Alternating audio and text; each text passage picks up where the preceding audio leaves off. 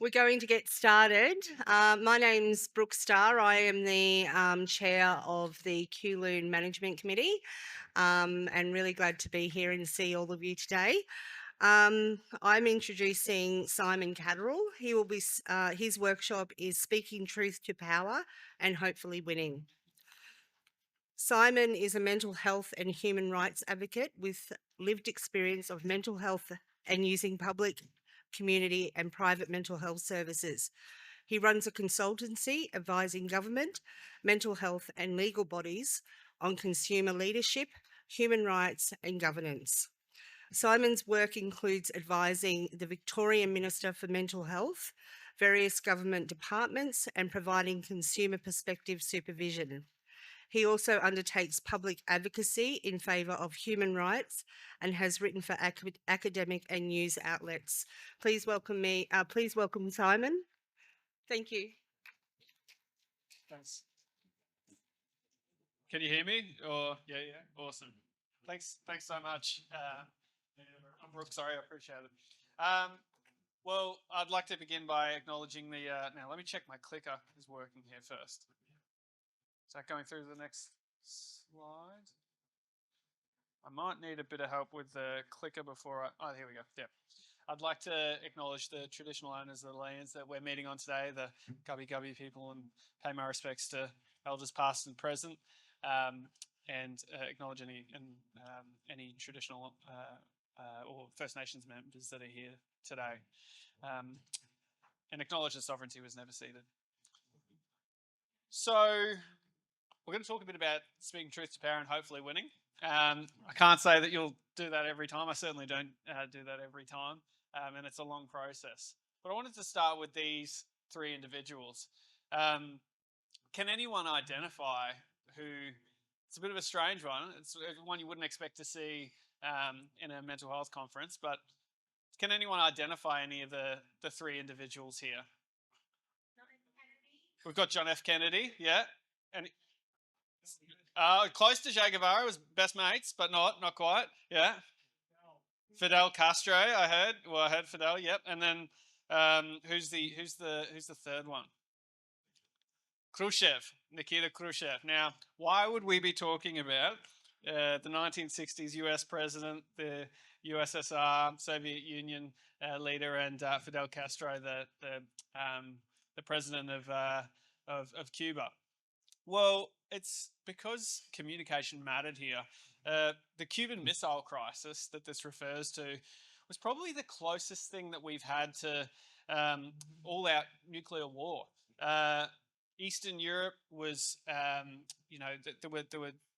Eastern Europe was littered with nuclear sites, with the US planting the ability to shoot nuclear bombs into the USSR. And they responded by, some people might remember, by bringing in a convoy of ships and missiles into Cuba, a country that the US had previously sought to invade.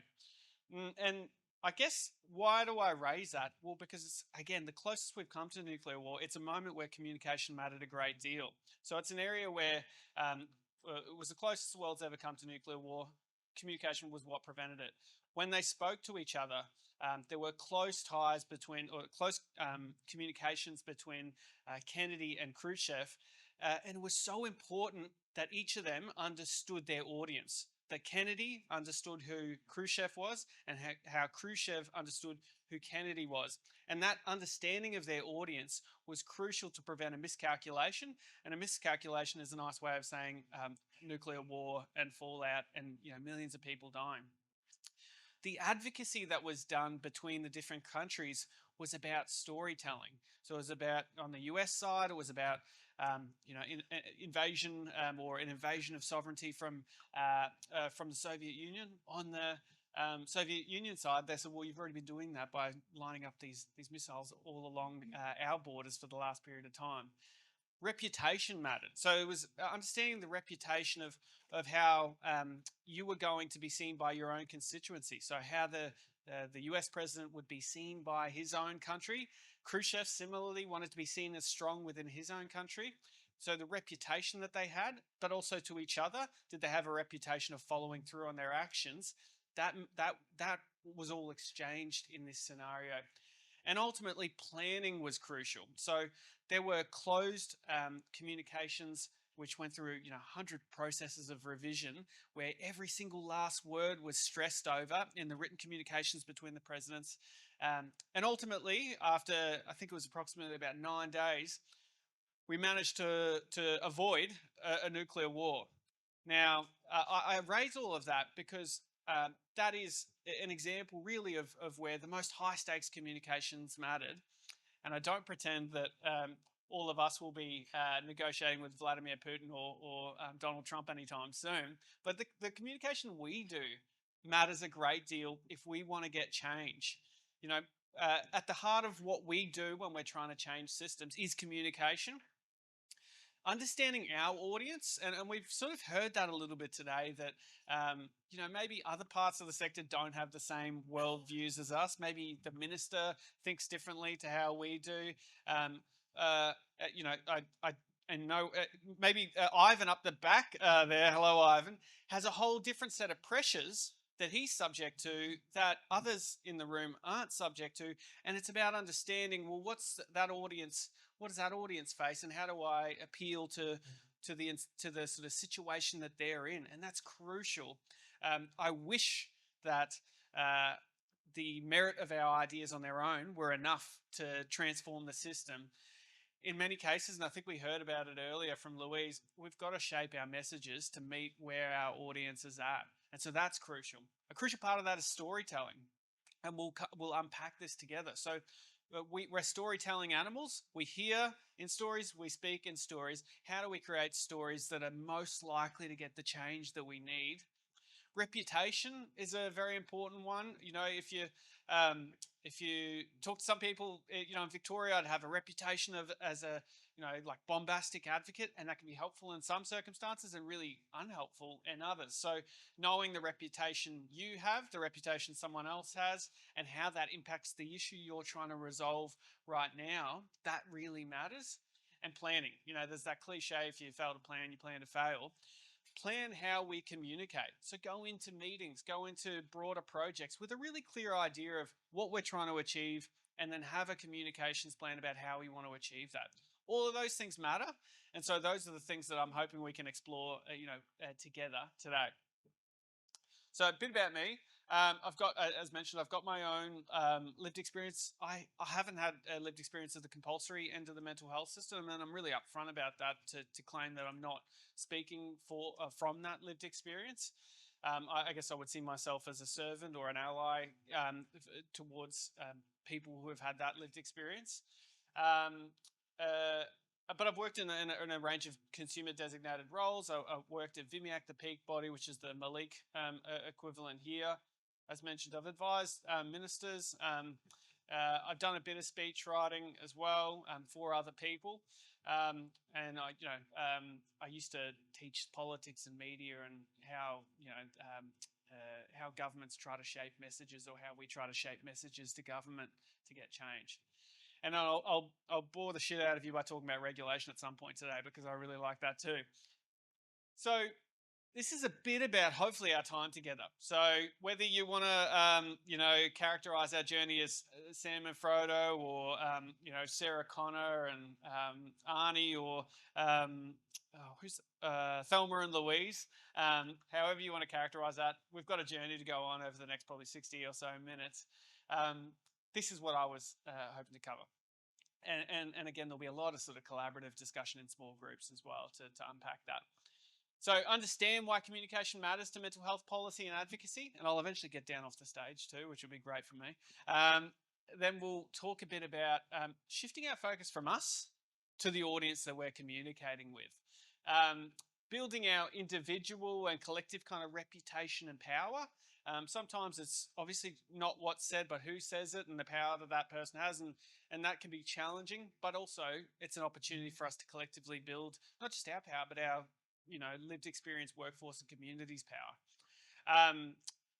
Harnessing the power of storytelling. So, understanding how we can put the various facts and arguments and solutions that we have in a broader story that can appeal to people, or firstly appeal to an audience like a government or a minister, but then also to the broader community who you've got 30 or 40 seconds to capture their attention with, and understanding the kinds of narratives that might be helpful.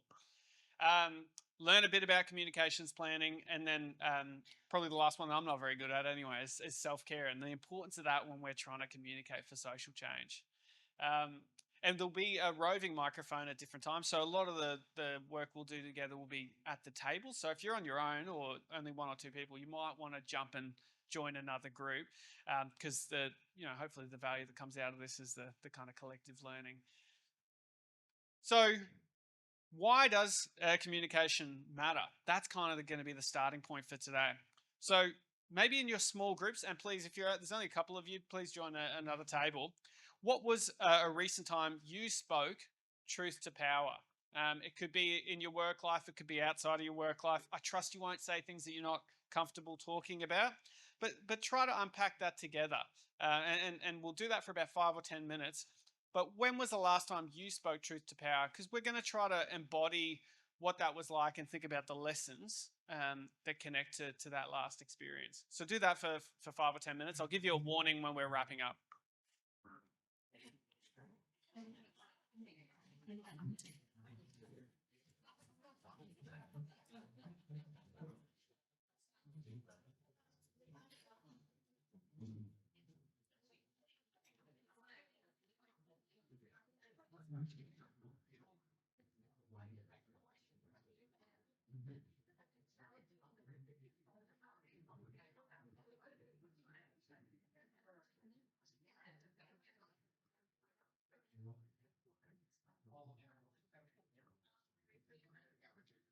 So when was the last time you felt like trying to speak to someone in a position of authority or power to get change? So try and unpack what was that experience like? What were you talking about? What was challenging about it? Thanks for the question. I'll highlight that for everyone. So some people have asked what the question means, and that's a good opportunity that maybe I'm not meeting my audience, which is a good reminder. It's about when was the last time you tried to speak to someone in like a position of authority or to a system for change, and what was that kind of experience like? So that's kind of the intention here. So take your mind back to a recent time that you were speaking in that context. Yeah.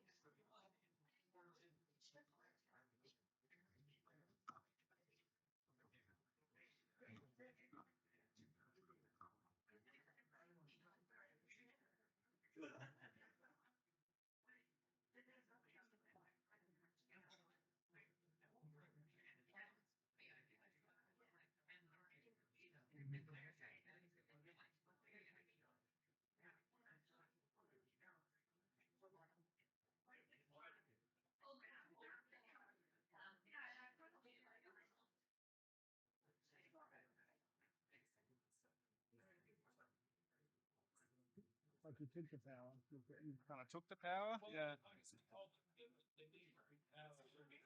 Yeah. Yeah. Yeah. Yeah.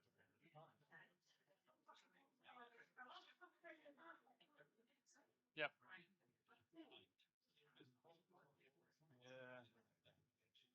Yeah. Yeah. Sometimes the power is the power to do nothing. So the power to power. What people are saying. Yeah. Yeah. Yeah. Yeah.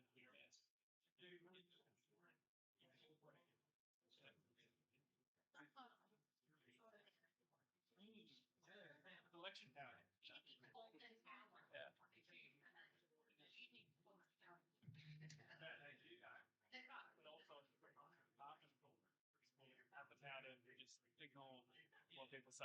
But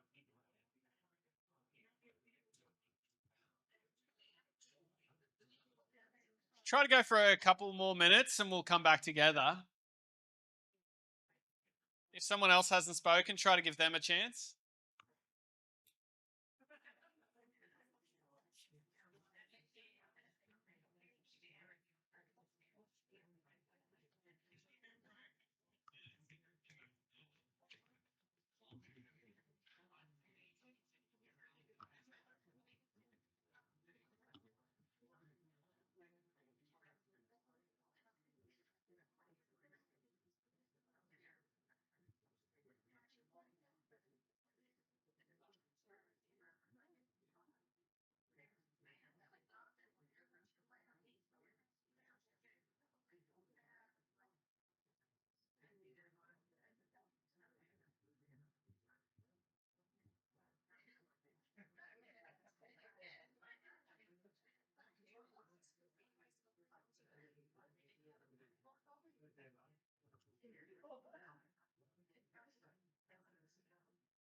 All right, we might. I know that's nowhere near enough time. There's a lot of power in the system, and so that discussion could have gone on for a hell of a lot longer.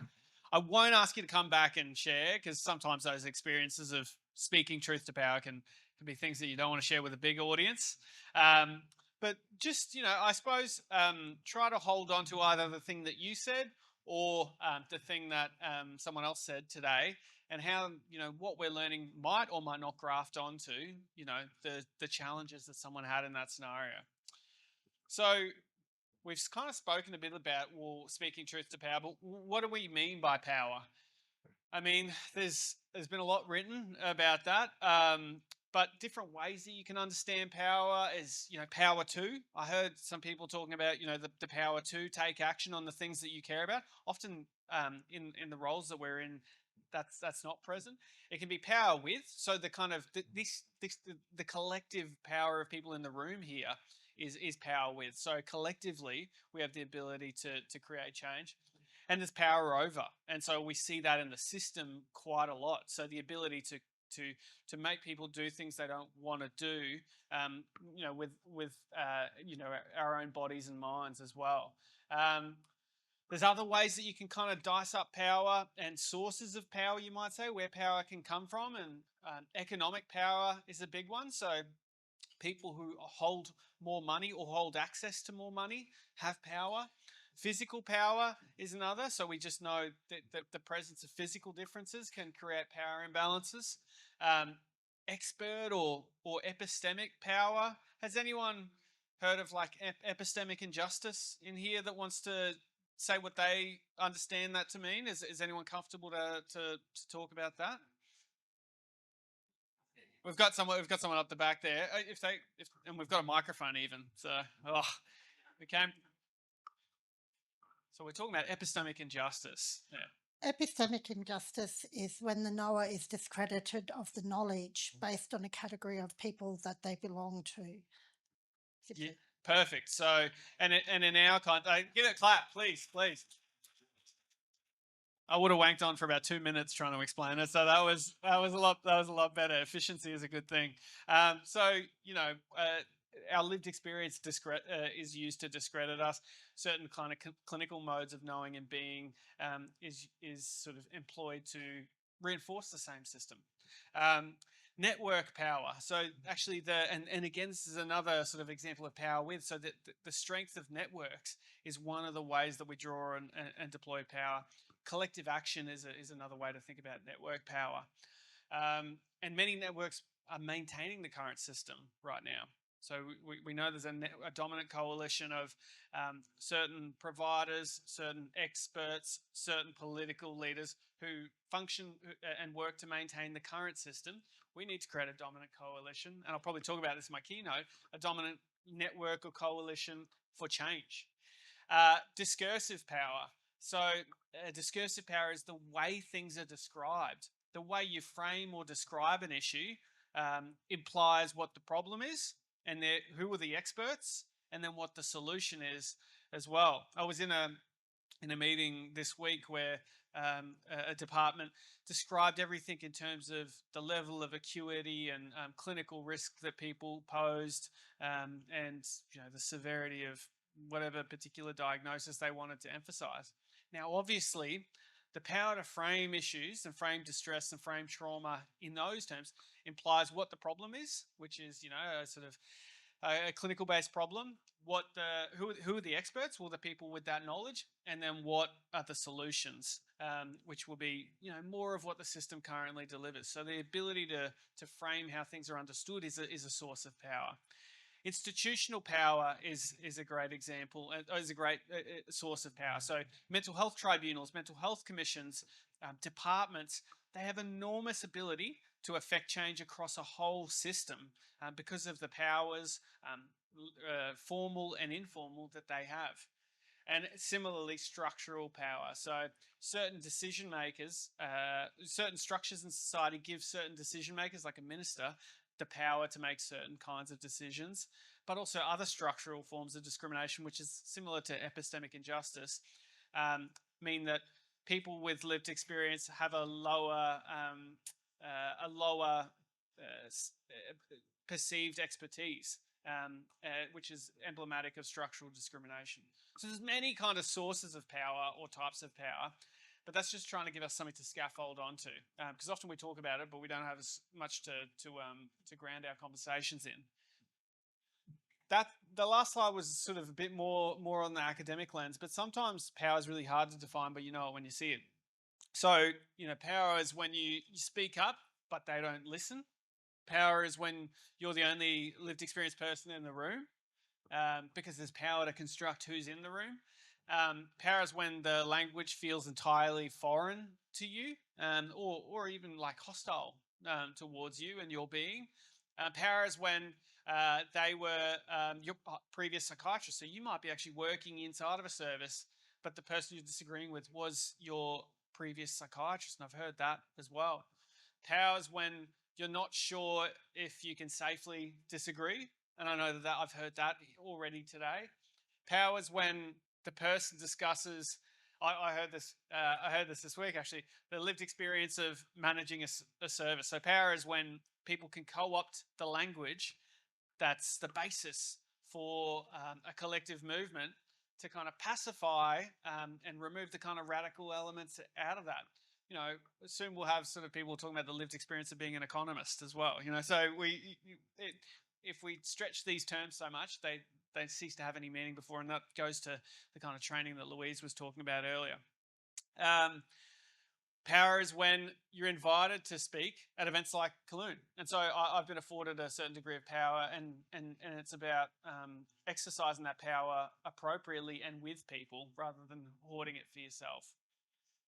So we see it in so much of the, we can kind of talk about it at that big abstract level, but we see it every day, right? And I'm sure some of the examples that you spoke about, and I heard some of them speak to this, power is just in the meetings that you're coming from and going to.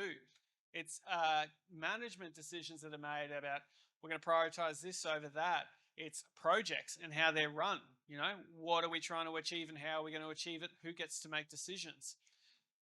Clinical reviews. Have people been in clinical reviews where they've seen power play out? Absolutely. So media. So who has access to the media? That's an example of power playing out. Writing. I don't know what I meant when I put that dot point, but it's probably true.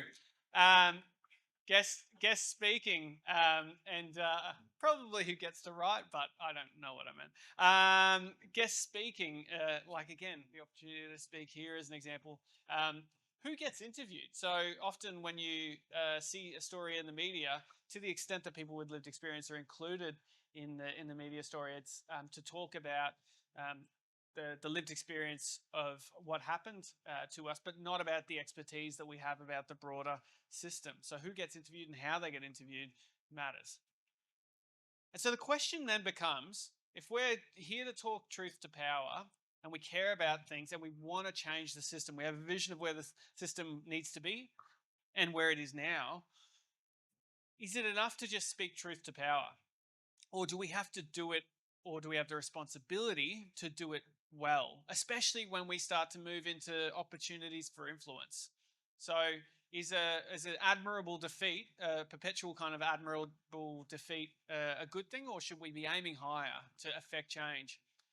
Is the goal to speak truth to power, or is the goal also to get outcomes for this collective community that's in this room and then that's out in the system currently? So, is the goal to speak truth to power, or is speaking truth to power the way to get to the goal? If we hold leadership spaces, how do we ensure that we use our power for change? So these are the questions I grapple with, and at the heart of this kind of workshop that we'll unpack together. So why do I talk about regulation? Well, partly because it makes me incredibly unpopular, but I grew up caring about social justice. I worked, like I said, I haven't had a compulsory admission, but I worked inside inpatient units for the version of IPRA in Victoria, Independent Advocates. Then I worked at the Mental Health Complaints Commission for a while, which is the body that oversees mental health services. It's kind of different to the one that you've got here in Queensland. And then I worked in the Royal Commission and a few other places. What I noticed was there were these bodies with all these enormous powers to affect change. The Victorian Commission has profound powers to affect change, but they weren't being used, and nobody was talking about it. So I noticed there was a gap in the conversation, and I had a responsibility to fill that. You will notice in your environment that there's a gap in the conversation, or there's a gap in understanding, or there's something in your particular workplace that needs to be addressed. It's just about finding whatever your north is. This was mine because I felt I had to speak because there wasn't anyone else speaking. But then I increasingly learned I had to learn how to speak to affect change.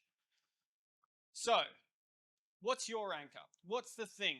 And won't even talk in groups. We'll just take a little while, just a couple of minutes for you to think to yourself about what is it, the kind of core thing at the heart of what you care about and what you want to see change in.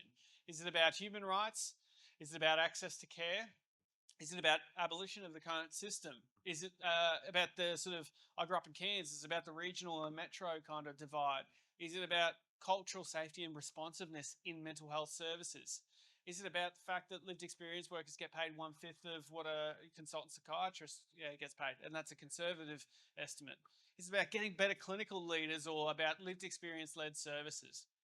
Just spend a couple of minutes in your own mind, because again, this will be about finding how you shape your own messages in the rest of this seminar together, about what your passion is, what do you feel you can speak to, and it doesn't have to mean you see yourself as a world leading expert. It's something that you care about and you have knowledge and expertise on. And then where is your voice most needed? So there's other things that I could blabber on about, but I tend to focus on the things where I see a gap for what's needed in a certain environment. Where's that for you? So just spend a couple of minutes thinking to yourself. You might take notes even. What is your passion? What's your north? What's the conversation that you've got drumming in your head right now? So I'll leave you to sit with your own thoughts, which I hate doing, for 60 seconds, just to process that in your own mind. Try to really distill a clear picture. You might even write it down. You might write a word down, you might draw an image.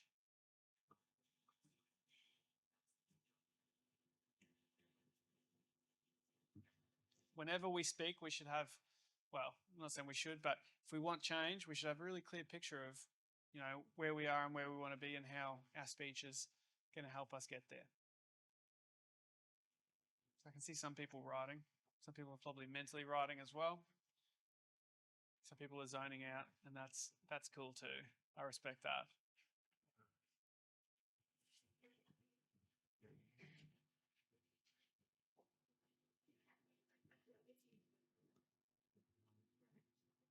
So hold that in your mind, because we'll unpack that. We'll be holding both the last time you spoke truth to power and whatever your passion or your true north is throughout this seminar, and try to use that as an example, so that you're sort of building out some of the lessons from this seminar, if there are any, to the thing that you care about.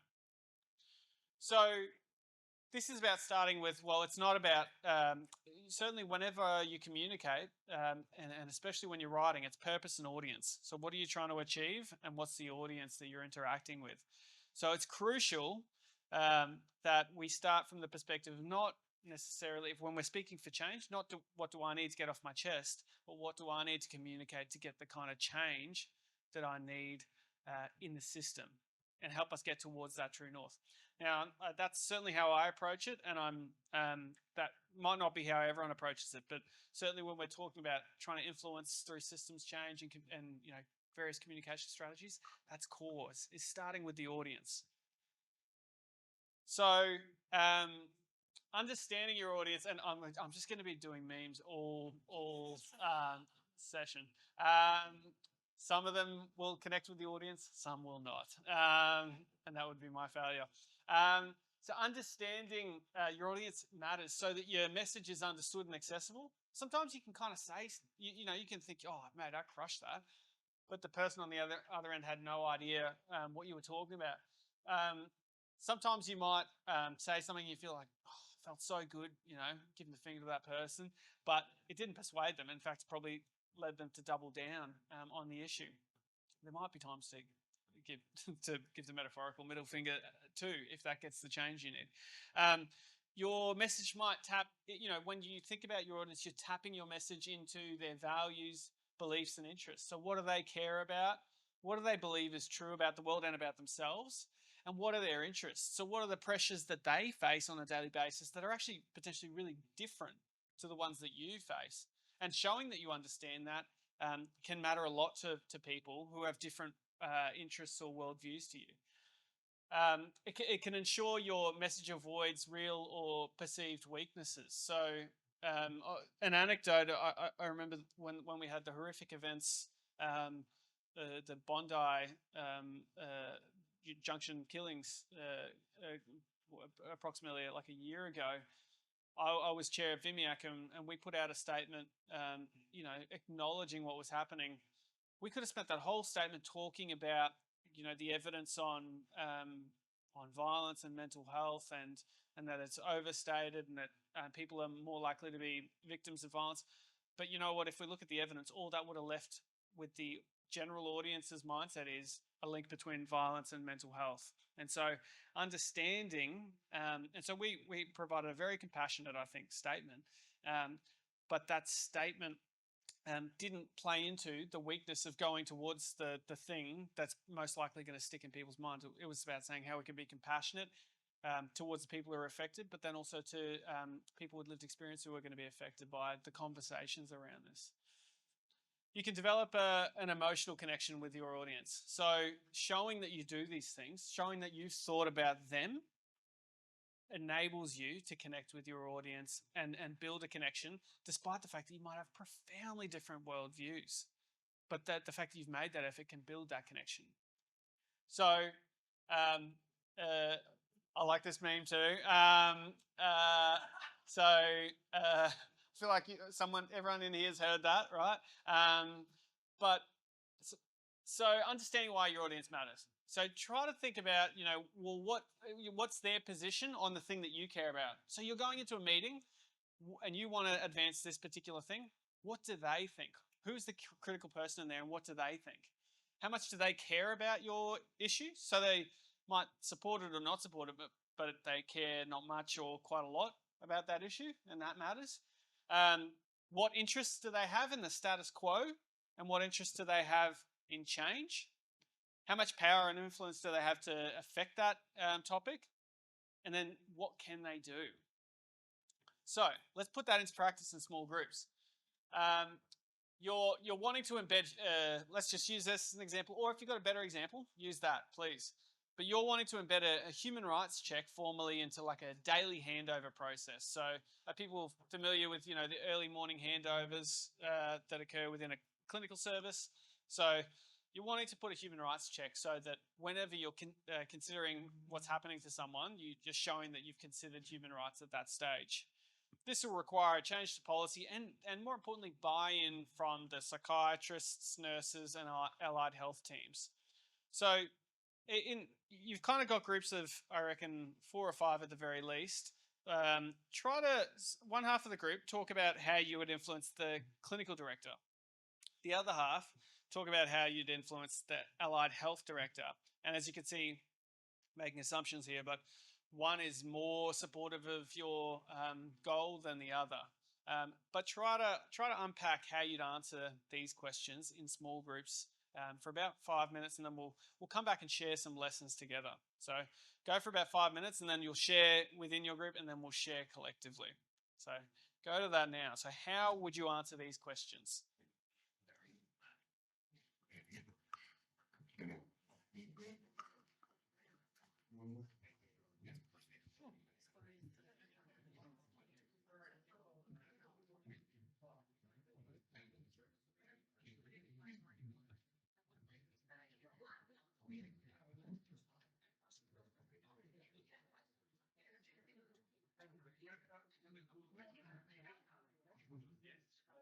Make sure you're going through the actual questions. I know the urge to just kind of go wander off, but see if we can go through the questions.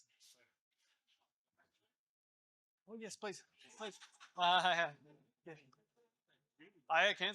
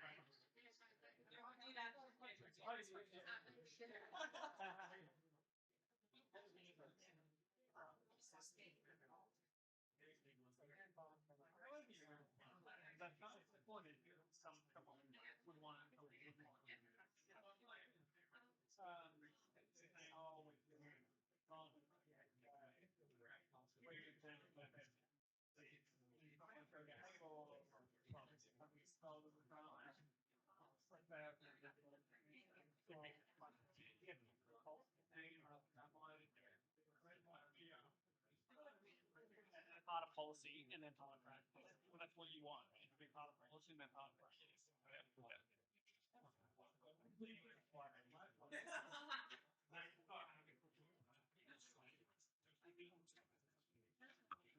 Put your hand up if you have questions as well, and I can come to you. Yep. Hey, good to see you. Yes, of course. So basically, oh, you got the allied health. Are you just? Which one do you want to join? Do you want to join? Okay, so basically, you've got handover every morning. I'm saying within a clinical service, it might be in a community service. I don't know that as well, but and often in those spaces, people just say.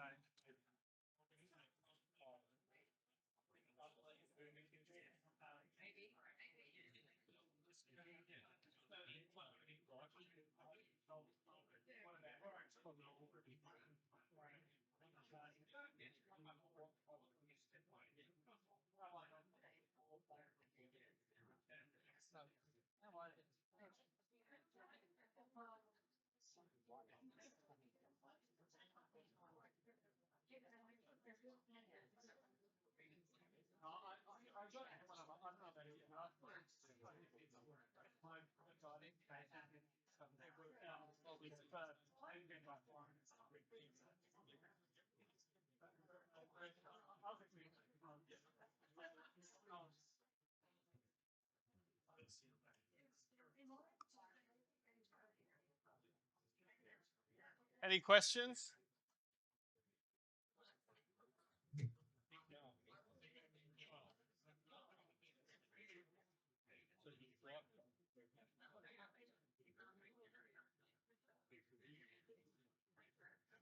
So we're not jumping to what you'll do about it. We're just trying to get a picture of our audience.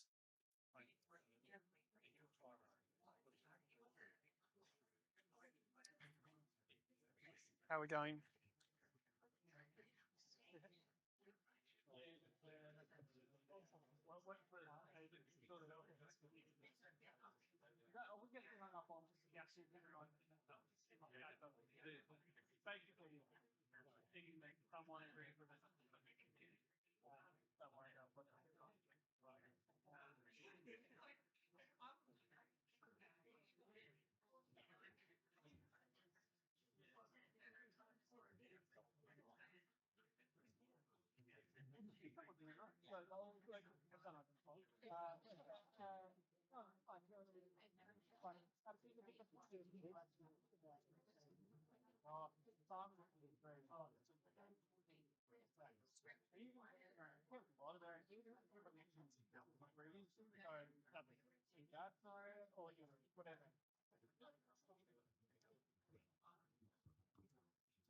Let's go for a couple more minutes, but try to build a picture.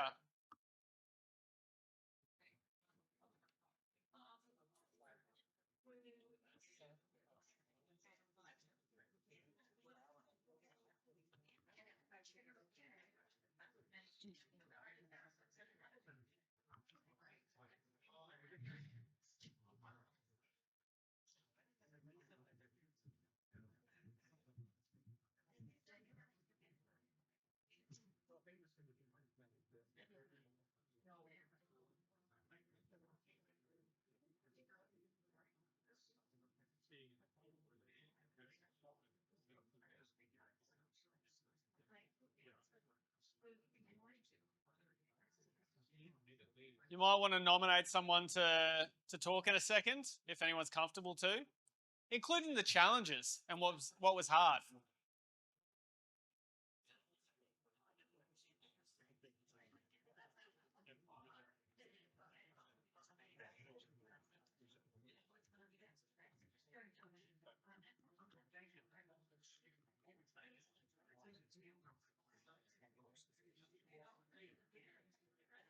All right, we might bring it back because I've managed to get us behind time already.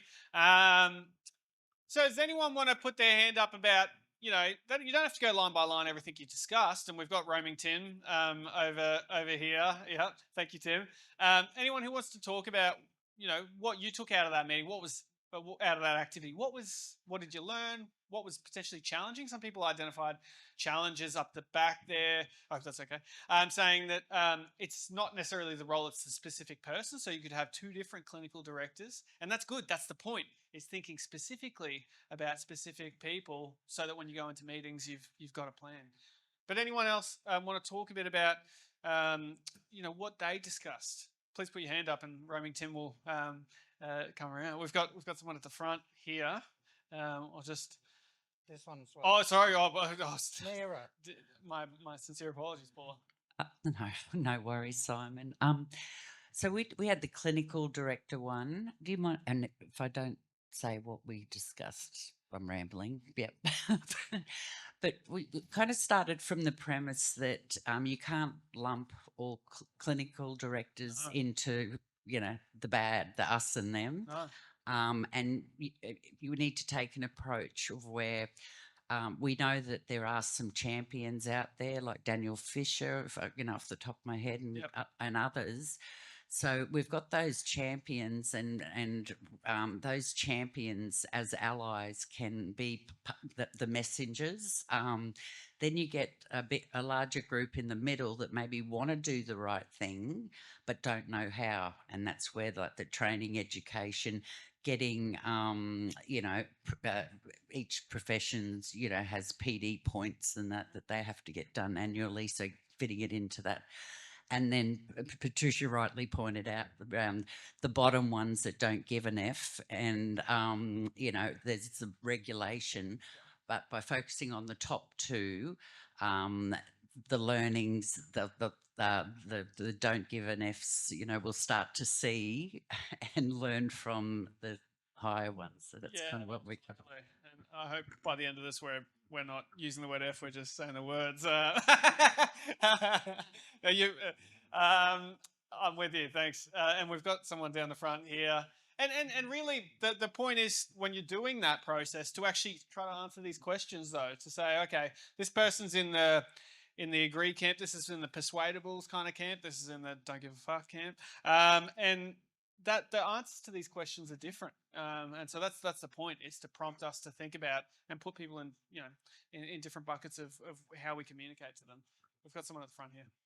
Yeah, so we had, we had the allied health leader side, and chose the human rights of liberty, access to liberty, and them, consumers maybe having use of their phones whilst on the inpatient ward. And I guess the first thing we said was, well, we've got to work out first what they would say about why they can't. So we would organise what we felt the clinical director would say, harm to their reputation, things like that, stalking, carers, all that sort of stuff. Yeah. And so we had all of that ready of how we could respond. Then we approached our allied health worker, who was really short on time, but did give us a little window to chat. And but we were very prepared for that moment that we got, and just said, look, how do you feel about this? Appealed to their sense of, social work, OTs, made from a different ilk, let's face it, and how come they would care and how they would support us to make sure that, their human right of liberty and freedom could be at least accessed under a restrictive area. Yeah. Everyone was very helpful. We were, we were, we were very influential. So You won. You won. Yes. You won the game. So round of applause for winning the game there. All right. No, absolutely. And so, I think you find an example of having the prior conversations is often a way in which we enter a meeting to be more persuasive is the conversations we have before meetings. So again, this is not to lump clinical directors or allied health people in one bucket. It's to say, there might be a general set of interests, but how do I know about this clinical director or that clinical director? Or the way that you know whether they're persuadable or don't give a fuck is how you think, based on your experience with them, they would answer these questions. And so it's really important because the message you send has to be responsive. Now, I'm also a Cairns boy originally, and so anyone who's knows Cairns, as you walk around Cairns Central with your shoes off. So I'm gonna embody that now. Well, at least I did anyway. So let's move on to the next activity. We won't come back together. We've had a bit of practice at this activity. So you're asked to write an article or blog on the role of a peer worker. You're hoping for mental health clinicians. So you've kind of this is your objective or your purpose. So you're hoping for mental health clinicians to develop a deeper understanding of power imbalances they hold over people with lived experience and how that can have negative impacts. So that's kind of your purpose. And then we've got our two audiences here. So let's pretend on one, you're writing for like a medical journal or blog, so the doctors are the kind of audience here, right? Someone else take the kind of courier mail. And so this is the person who basically has no time to think about mental health. They don't know any of the stuff that you know. They're a general member of the audience. What's their position on these different topics? It might be that they have no position, but try to answer these questions because the way you write something would change quite dramatically. So in groups, we won't come back together, but in groups, try to parcel out different roles to do those things, and then share the differences amongst them now.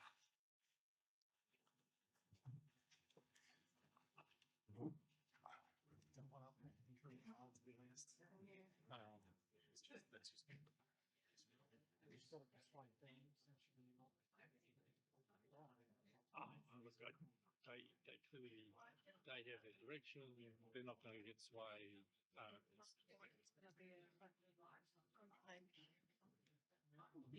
If the person still fit.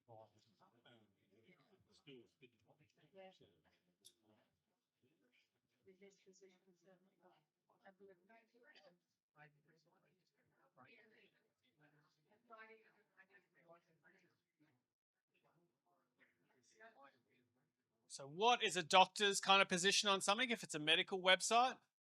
And then what's the general public's position in the Courier Mail?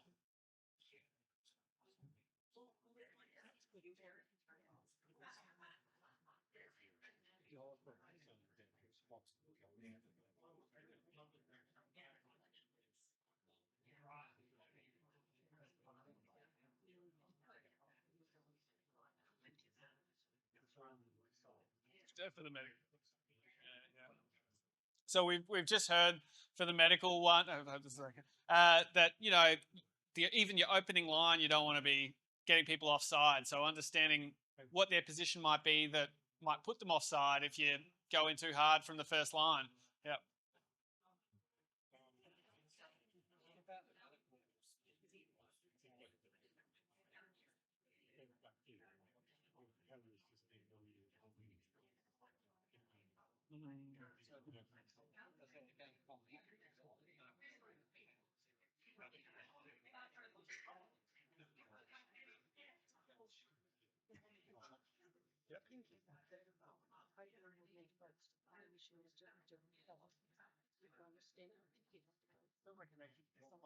Yeah, we talk about that a lot. Yeah.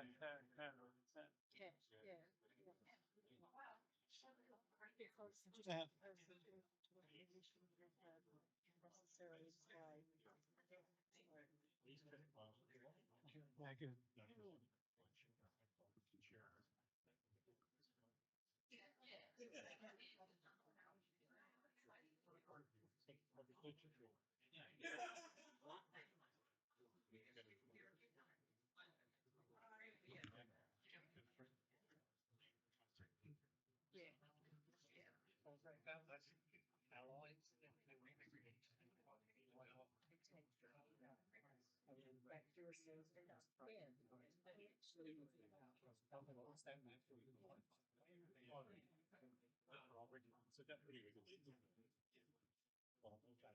Just go for one more minute.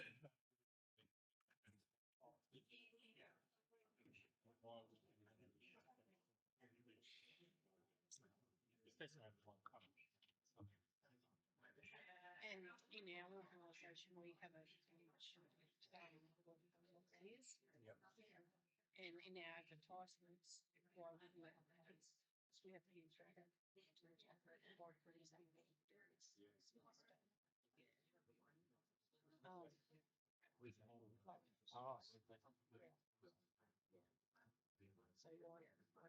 All right, let's come back together. So, I mean, I'm hoping with that, there's no way that you've sort of covered it completely, and there's no way that you've necessarily made it all the way through the questions. But I suppose it's just trying to always start first, obviously with the purpose, what do you want to achieve, but then the audience that you're engaging with, and really changing that. And we'll get to communications planning at the end, but planning the kind of communications that you need to say, something to this audience, which might be quite different to something that you say for this audience. Reputation and power is crucial. So I've actually, this is a bit from my first keynote a couple of years ago. So I did a keynote address at the Collaborative Conference in Victoria, which is like a nurses conference. I was very nervous. I mean, I'm always very nervous, and I was nervous. I was even nervous starting this talk off, fucking faffing about Khrushchev and not being able to get that story out properly. So I certainly feel that. I had some benefit that it was an online conference. I was speaking to all nurses, and there weren't many consumers or carers in that audience. My challenges were that I wasn't considered an expert by nurses, and so they implicit in their mind might have been, well, why should I listen? And then I was also going to have kind of like difficult messages to say. It's funny because I said F. I mean, I lack the fortitude to say fuck. But anyway, so screw this guy. Sorry? Are you in Queens? Yeah, totally. I'm from far north Queensland, so that's pretty tepid by my early standards.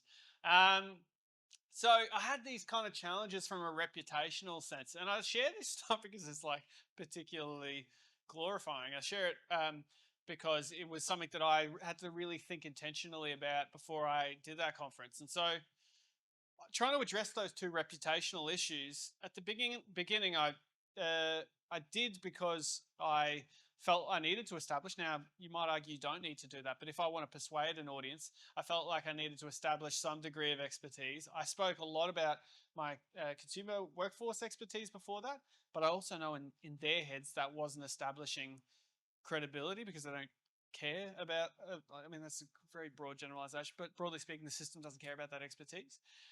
So I probably did some of this, and this will look different for each of you. It might be all of the different roles you've worked in a space. It might be the advice that you've given, the ways that you've improved a service, what you've seen over 10 or 20 years, the fresh perspective you're bringing right now. Whatever it is, establishing your expertise, I thought about doing that. But I was going to have really difficult conversations about the issues in the system.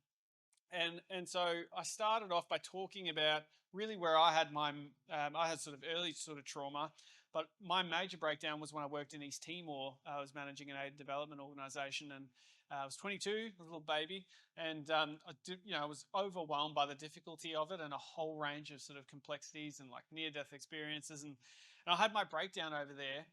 But central to that was I realised I was trying my best to do a good thing, but I was ultimately proving harmful, and I wasn't making the change that I wanted to make.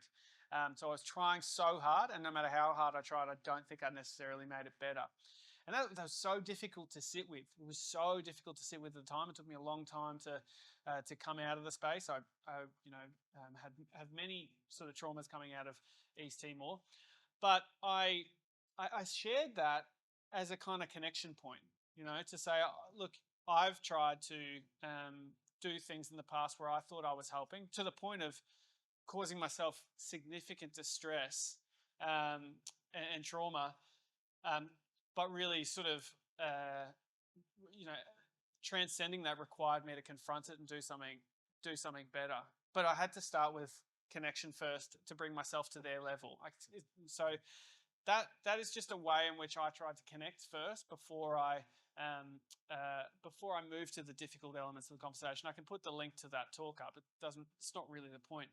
The point was I leveled with my audience who I was going to have difficult conversations with before I moved to those difficult conversations.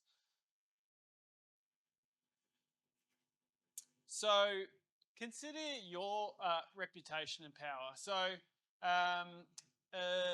before speaking, think to yourself, well, am I considered an authority? And that will kind of change on the room you're in or the project that you're in, the other people in the space. If so, I don't necessarily need to justify my expertise because I'm respected in a particular space. I probably feel less, because I'm fortunate to know people here, I feel less needing to do that in this environment. But if not, how do I implicitly communicate that to start to ground what I'm saying in a level of expertise? Am I relatable? So, or am I sounding like I'm just talking about stuff that's kind of entirely disconnected from my audience's reality? How do I make what I'm talking about relatable to their worldview? So, you might have a speaking opportunity, or you might have just had one, but sometimes it's the work that you do between the speaking opportunities. So, and speaking opportunities might be just meetings, opportunity to attend meetings. It doesn't need to be on a stage, and in fact, it's rare that this kind of stuff does the real change. How do I build my reputation, and reputation in the way that helps me advance the goal that I want to advance? So thinking back to that goal, what was that true north? What reputation do I need to advance that particular goal? And how do I build the power of not just my own power, but importantly the power of the people around me that I'm in this kind of collective struggle with? So when you're listening to others, it's crucial to make sure that we elevate the reputation and power of our peers. We are not in competition with one another. We are elevating each other collectively, and that's the only way we'll get change. And it's crucial to elevate the power of both the consumer and the carer movements. So these are things that I'm always conscious of, because that's how collective change has happened in many other settings and in this setting. So this is the last one of these activities, and we won't come back together because I'm predictably behind time. But you're an experienced consumer carer consultant, so you pick. Please just pick in your own group about whichever feels right for you, as part of a panel discussion at THEMS, the national conference, on the need for, and you can change the facts however works for you, but the need for supported decision making in the system. There are other clinicians. You've actually got the same or even more experience, but they're all more well known than you. So they've got more kind of reputational power in the space, even though you've actually got more expertise. You're going to give a 5-minute answer and a 5-minute sort of speech, and then answer questions on that table. And you're conscious about how you establish your expertise for a general audience. So there's only 2 questions here, and again, split up, but how can you indicate your expertise, and how can you show connection with the THEMS audience who might not fully agree with what you're saying because it's a general audience about the mental health system? If you're an audience member, what can you do to pump up the expertise of, let's say it's me or someone else on the stage, what can you do to elevate their expertise and amplify what they say? So that's about us being in a collective struggle. So let's do that for 5 minutes together. So let's.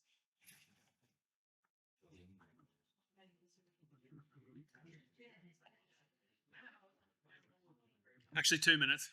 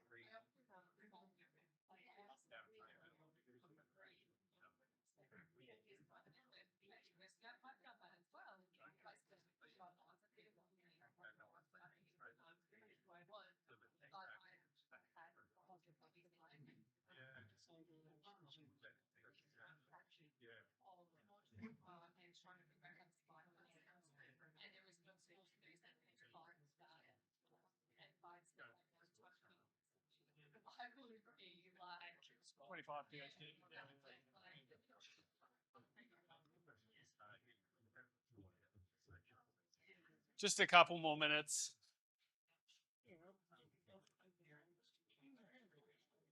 Or 1 minute.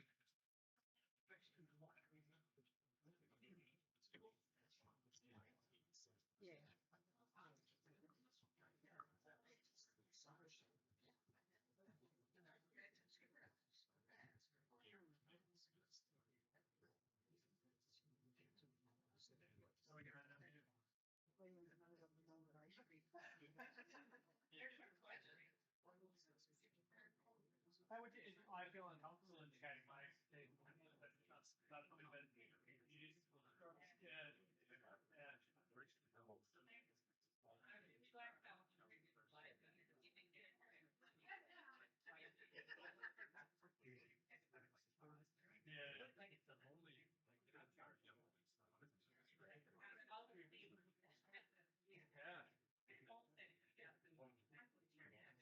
Yeah, exactly. It might be a personal thing in your life that I can't.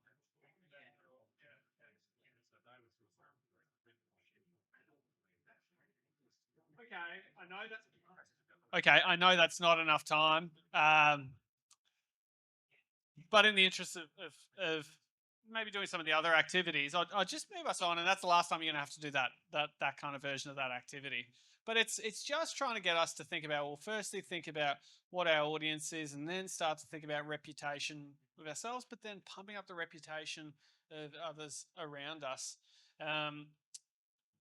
who share the same kind of goals. So, you know, stories. Stories are a crucial way. We spoke about this earlier. You know, we think in stories, we communicate in stories. You know, I once met Tom Hanks at a conference in Sydney. And I managed to talk to him about the kind of the challenges in the mental health media environment and the systems. And that, you know, he said to me, he said, facts don't change people. Feelings do, and stories make those feelings. Now, it doesn't matter that I just lied about that and that never happened, because we think in stories, and you'll remember that. So separate facts and figures, you kind of clump them together, but they don't stick. You know, having a story, you're going to remember that stupid Tom Hanks story for a while probably, because it activated emotion and it's lodged in there for better or worse. And so we relate via stories as well. So stories shape political systems, including the systems that we work in. When stories are made, they're the product of choices about what the conflict is. So most stories, or many stories, have a conflict at the heart of it. And so deciding what the conflict is at the heart of that story matters.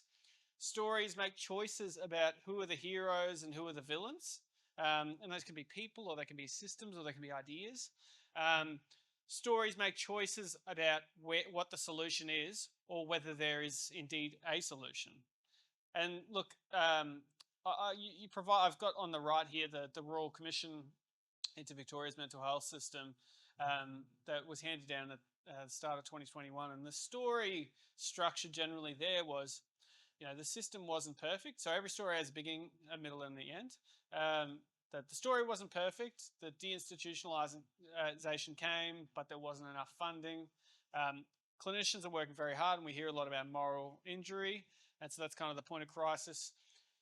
But the experts, and usually experts is meant to mean not us in the room, have the solutions, but we just need the funding to get there. So you've kind of got the early situation, the crisis, the solution, and if we do this, we'll get to the end of it. So that's a basic story structure, and that has resulted in billions of dollars going into the mental health system for better or worse, and there's a lot of stuff for worse in Victoria. But that story gave rise to the Royal Commission. It structured how the Royal Commission was run, and it structured how things were implemented afterwards as well. So it's powerful. Stories have archetypes, and you don't have to sort of spend your time worrying about this archetype or that archetype. Archetype just means a similar kind of structure to stuff. And so on the right here, and archetypes are really about things that kind of transcend, at least in theory, time, culture, and place. So they're kind of stories that if you look across culture, at least in theory anyway, you're meant to see in lots of different contexts, irrespective of the specific story you're talking about. So here are some archetypes on the right. So you've got, and I apologize if the text is too small. I'm sure the slides will be shared, but you've got the hero's journey, which is probably the most well-known one. I can see a couple of nods. So the hero faces adversity, but through challenges, discovers inner strength and returns, transformed to inspire others. So we've got examples of that, and I'm just working out of the stories that I've seen. But you've got The Matrix, Lord of the Rings, and Finding Nemo. So they're kind of diverse, but it's the same story structure. We've got overcoming a monster. So the hero faces and conquers, and heroes can be multiple. Threatening force to restore balance. So you've got David and Goliath as an example. You've got The Terminator. You've got all the Marvel Cinematic Universe films. Tragedy. So this is, and understanding these different narratives can help us shape how we tell stories to change the system. So a flawed hero, it brings their downfall. And so often it's about the outcome of that is evoking catharsis, but also reflecting on our frailty. And we've got, anyone seen the film Don't Look Up? Yes, that's an example of that. You've got Hamlet, and you've got Oedipus Rex as well. Rebirth. And these are really useful when we're trying to sell a new version of the system, where we want to create a redemptive narrative of how things can change. But transformation through struggles, where you shed the old self or the old system and a new one emerges renewed, stronger, and full of purpose. We've got lots of examples of that. So you create the crisis, and then you create the solution. And probably that last version of the Royal Commission was a version of rebirth. I just think the way they defined that was probably not as helpful as we would like. Now have a look at these just in your we'll actually just do it together because predictably late on time, but battling stigma. So we've got an example here. Let's try to pair this with the archetype. So a group of people want to make the case for more government and community action on stigma and discrimination. What archetype do you reckon that best fits? And we'll have a microphone to go around and pick that up, but what do you think? So we've got hero's journey. We've got overcoming a monster. And so monsters don't have to be things, people. We've got tragedy, or we've got rebirth. Whoa. It could fit into all of them. That could kind of undermine. Yeah. Yeah, we've got yeah. Yeah.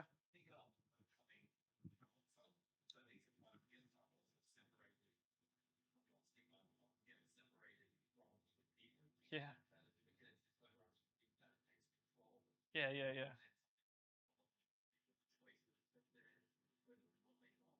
Yeah. Absolutely. So we've just heard at the front here that overcoming the monster relates to battling the stigma. I think that's a great example, and certainly what I had in my mind when I was putting that up there is, and the limitations sometimes of stigma being kind of out there, but not the product of the choices that people make on a daily basis, and so that's a limitation of the way that monster is kind of defined. Louise. I think also rebirth, and especially if you're coming from like a strengths focus, then it's about what's our ultimate goal, and our ultimate goal is to shed this which is unhelpful and move into a renewed sense of self and or collective sense of self, which leaves those concepts behind. Yeah, absolutely. So if we want to sort of, and sort of the rebirth can kind of draw us in a little bit more, name the problem, but then give us resolution, give the audience resolution, so that you name the problem, but you say this is how we can make it better together.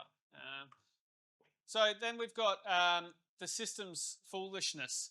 So you're giving a talk on how the system's reliance on power has kind of corroded trust that people have in the system and undermine the kind of moral perception of the system and the system's view of itself. What would you link that to? Tragedy, yeah. So there's a bit of a Hamlet kind of tale there of sort of power corrupting. We've got there's a range of other narratives here, but it's just, and I won't go through each of them, but understanding them can help us think it. And when I did that talk in 2021 or 2022, whenever it was, that was a rebirth narrative of identifying what was wrong, but how we can collectively build a better system together. So, those things were very expressed in my mind and shaping what I did. So communications planning. So you fail to plan, you plan to fail. It can be really simple or complex. So communications planning is as simple as I went into a meeting yesterday morning and spent 5 minutes about what my objectives were, what my messages were, and what my tactics were as well. So the different sort of tactics, and that was because I wanted to affect a particular change. So being clear about what you want to achieve. Who do you need to talk to beforehand? And I think we've heard that in the discussions together. Who do I need to hear from in the meeting? And that can be explicit. You can put that into action by saying, I really want to hear from X, Y, Z before we progress to the next part of the conversation. So actively injecting that into the conversation. What do I need to say is the obvious question. I'll provide a link in the slides to some different communications planning templates, but the point is just asking yourself these questions. So I've got 8 minutes. I'm doing all right, actually. So thinking about a future meeting that you've got coming up. So now think about, all right, you kind of figured out your true north about what you wanted to achieve. Think about a meeting that you're going to go into. Share as much or as little as you want, of course. What do you want to achieve? You're not going to answer all these questions, but what's your reputation and power? Who's the key audience in that meeting? Who you really need the message to land with? Who do you need to talk to beforehand? Who do you need to hear from? And what do you need to say? So spend a bit of time just with yourself, just for a minute, thinking about that, and then talk. Oh yeah, and I made up that. I actually forgot what the joke was behind that quote, but that Plato did not say that. But so in small groups, engage in this activity together, and we'll come back together and share some lessons from that. So this is about planning. It's about a meeting that you've got in a week or two, later this week. So think to yourself for a minute, and then start to share.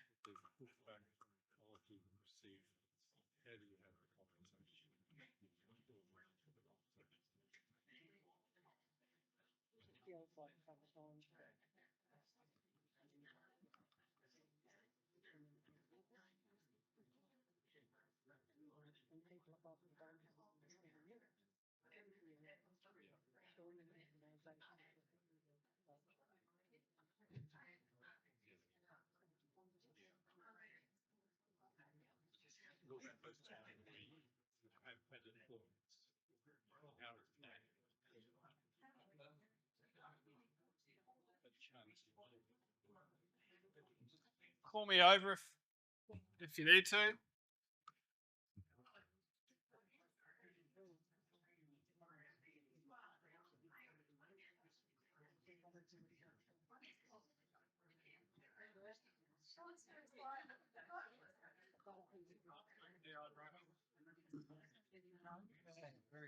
Very relaxed. It's better than what you do. Yeah.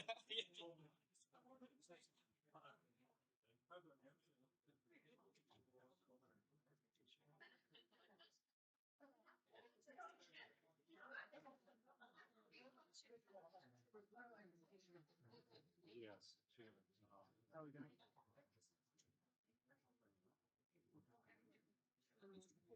What's the future future conversations or sort of yeah. So what I mean, what would you? So what do you like? What would you want to achieve with that conversation? It can be modest, right? Yeah. Okay.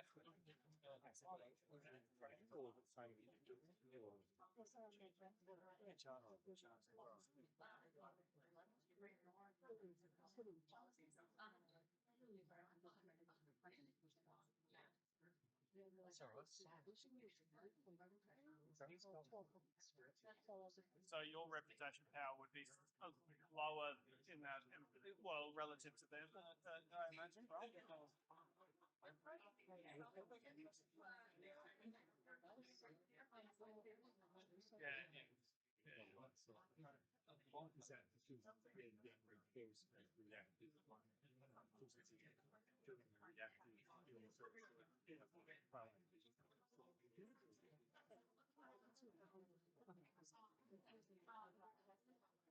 As you're meeting with the minister, like who would you?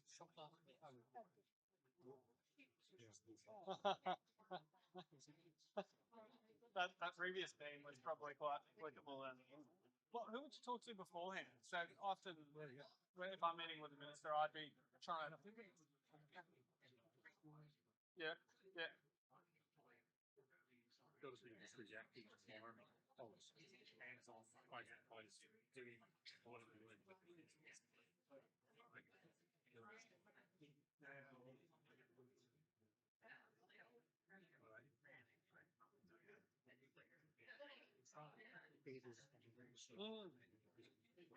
The advisor?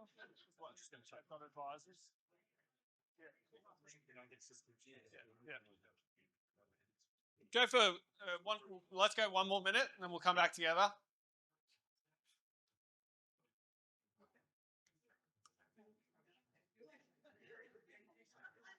Yes. Oh, we've got 10 minutes. Oh. 2. Let's go for 3 more minutes. I'm running like. Ah, right. It's been giving. It said I've got 2 minutes 45 left. All right, cool. Don't get all bleeding philosophical with me, mate.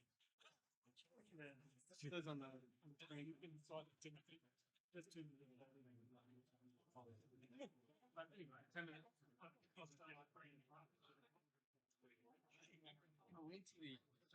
Ready to do it. And you know what they do? So really try to work your way through the questions.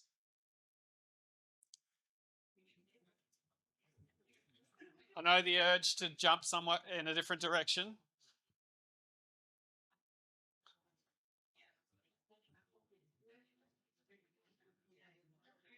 Any future? Okay.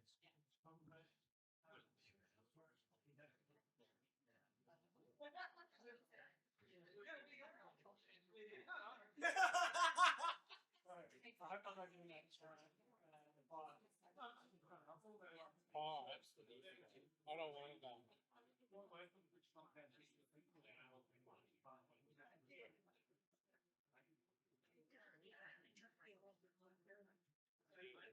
All the other stuff is terrible.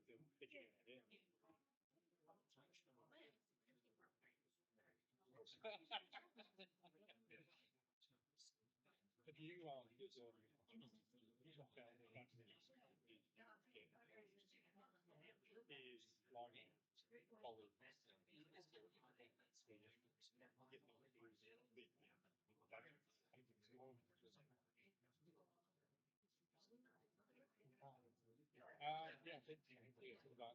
like an agency then, so it's all how they do it.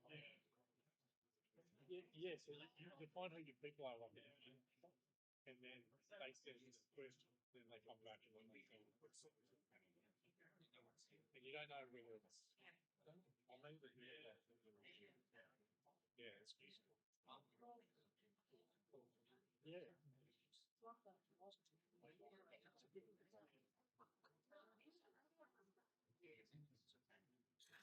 It's like the jar.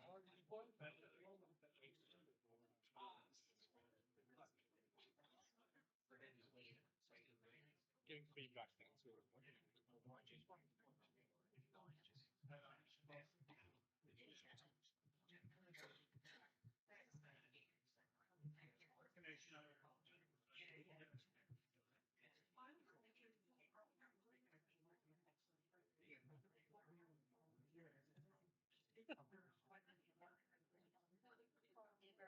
Oh, that's cool. Have you got a whooping? Have you got a whooping? It's so cool. It's fantastic.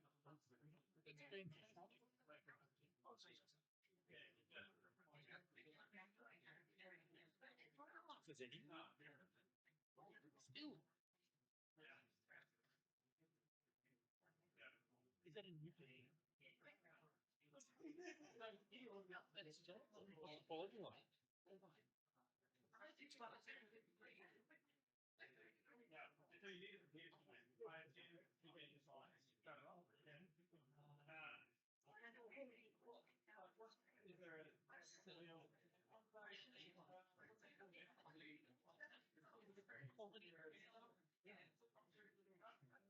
Right, okay, yes.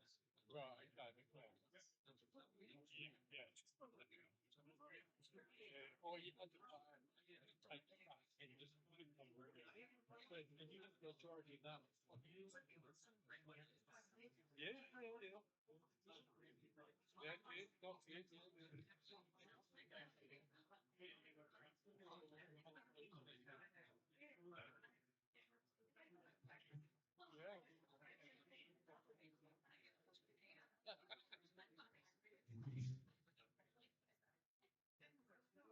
There'd be plenty of older AV people.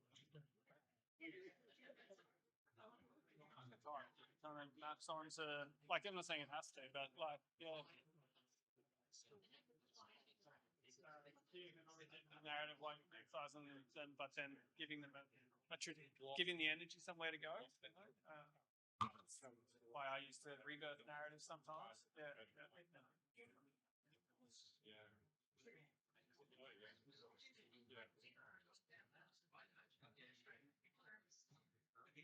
Okay. We might wrap that up there. We're pretty close to time. I think I've got about 5 minutes left. Oh, sorry. So I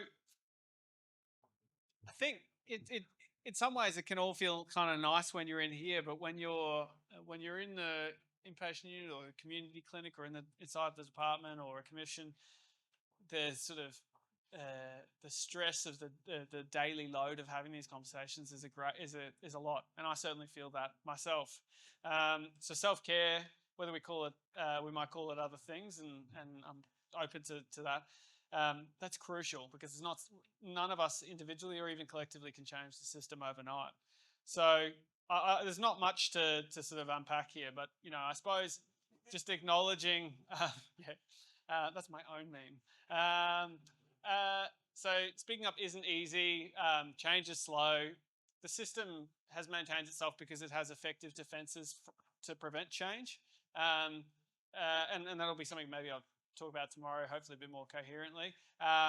Fatigue kind of leads to bad advocacy though. So I certainly know the more fatigued I am, the less I can, the more I'm talking about me and the less I'm thinking about the audience. The more I'm getting something off my chest rather than connecting, with the audience. That would have been hard. Yeah, sorry. All right. Can we have a round of applause for that? Yeah. So look, certainly for me, strategies are being pragmatic, debriefing, supervision's crucial, and self-compassion, especially when you're like, oh, did I go too hard, not hard enough? You know, these are just perpetual things that are challenging.